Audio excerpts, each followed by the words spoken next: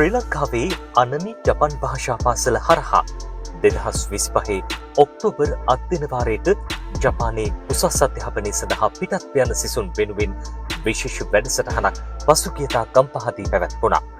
උත්සවයේ සංවිධානය කරනු ලැබුවේ ආසියානු බේස්බෝල් සංගමේ නියෝජ්‍ය විනිසුරු අධ්‍යක්ෂ ශ්‍රී ලංකා බේස්බෝල් සංගමේ උපසභාපති හා අනමි ජපන් භාෂා පාසලේ නිර්මාතෘ සුජීව විජයනායක මහතායි.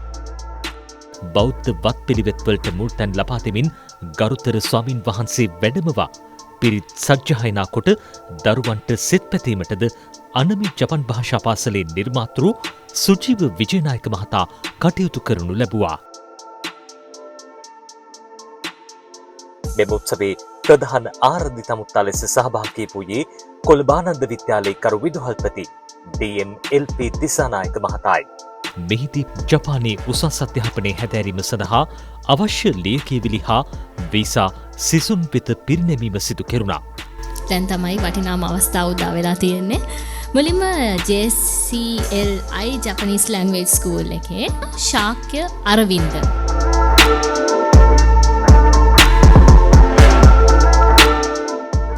උදිත ප්‍රමෝද්‍ය බුද්ධිකා කුමාරි කෝසලා ධනංජනී JL යොහාන්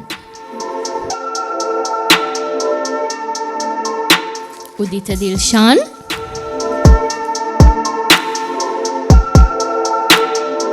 සසිරු ගයනුක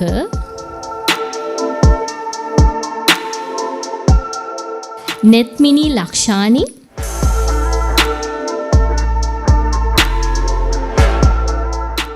විනෝලි වික්‍රමරත්න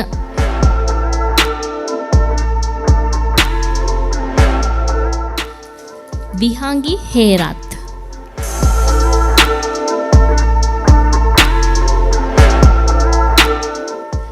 හෂේන් අමරසිංහ දුලන කල්ප දනුක සංකල්ප සුනෙර මිහිජය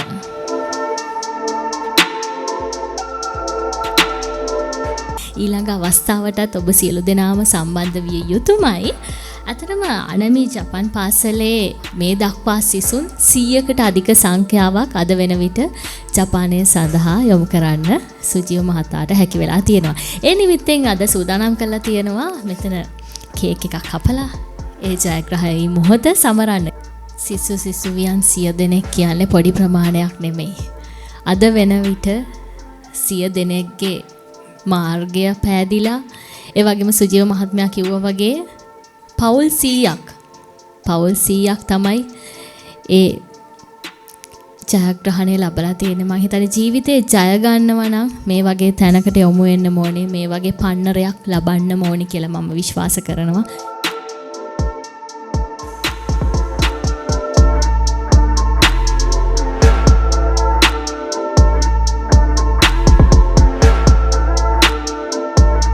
සිසුන් වෙත සමුදු දිනෙන් ලෙස අනමි ටී-ෂර්ට් ලබා දීමක්ද සුජීව විජයනායක මහතා අතින් මෙහිදී සිදු කෙරුණා.